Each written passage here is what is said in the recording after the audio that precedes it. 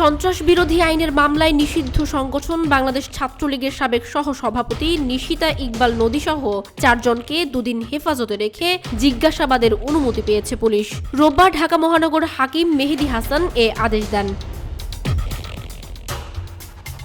রিমান্ডে যাওয়া অন্যরা হলেন বঙ্গমাতা শেখ ফজিলাতুন্নেসা মুজিব হলের সাবেক যুগ্ম সাধারণ সম্পাদক আলতাফ আরা কাজল, AIUB বিশ্ববিদ্যালয়ের ছাত্রলীগ কর্মী শোভন মজুমদার এবং জাহাঙ্গীরনগর বিশ্ববিদ্যালয়ের সাবেক ছাত্রলীগ কর্মী হাসান ইমান শোভন।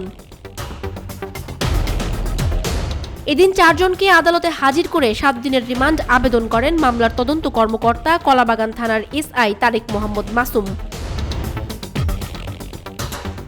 রাষ্ট্রপক্ষের পিপি ওমর ফারুকি রিমান্ডের পক্ষে শুনানি করেন। আসামি পক্ষের আইনজীবী ফারজানা ইয়াসমিন রাখি রিমান্ড বাতিল চেয়ে জামিনের আবেদন করেন। উভয় পক্ষে শুনানি শেষে আদালত আদেশ দেয়। এর আগে শনিবার রাতে ঢাকা মহানগর গোয়েন্দা পুলিশ রাজধানীর বসুন্ধরা আবাসিক এলাকা থেকে নদীকে গ্রেফতার করে।